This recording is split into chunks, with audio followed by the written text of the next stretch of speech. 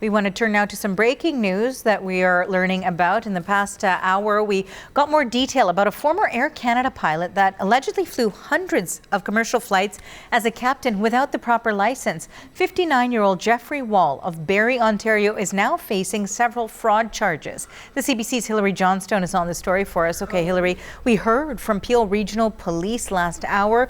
What additional details did they offer?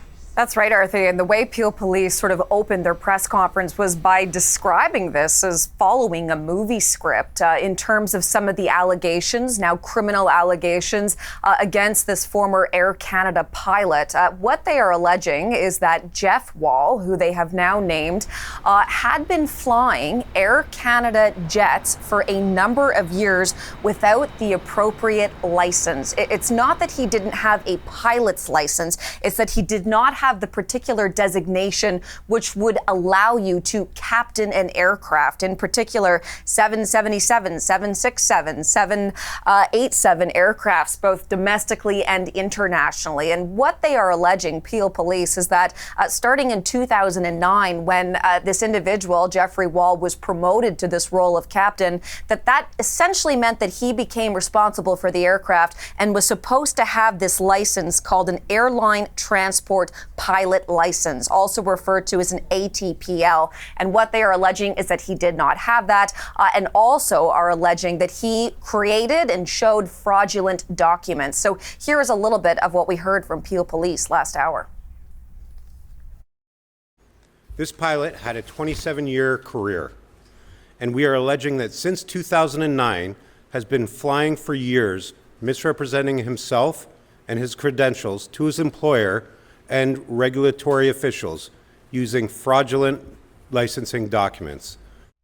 Now, the other thing we heard is that he has been with the airline for his entire career, going back to 1998. They say that in that time, and in particular, starting in 2009, when he should have been in possession of this particular designation, that he has flown thousands of passengers, collected millions of dollars worth of salary because of the fact that the airline had been paying him as if he were a captain, and that he flew both domestically and internationally. So some very serious allegations against him, and he is now facing a number of criminal charges, including fraud.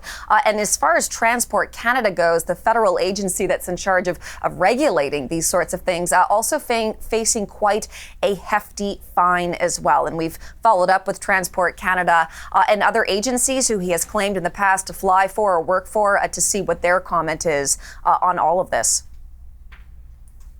As you touched on there, Hilary, is that it was a routine operational evaluation that really sort of triggered this entire investigation down the line, and that was done by Air Canada. So That's right. What is the airline saying about all of this now? That's right. And what we heard from investigators is that this really all came to a head last year in 2025 at Pearson International Airport in Mississauga, Ontario at Terminal 1, when he was producing this documentation as part of this process that Air Canada says it goes through with all of its pilots to make sure that they are properly licensed. So here's a little bit of what we have heard from Air Canada in a statement recently. And this was before we heard from Peel Police. But this is what they're saying.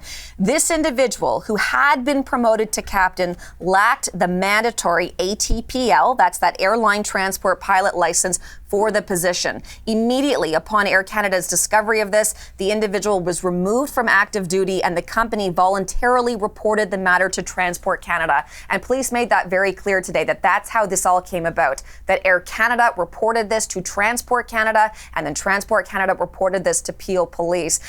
What does all of this mean then? Does this mean that he was not supposed to fly? Well, police put it this way. Take a listen to what they had to say.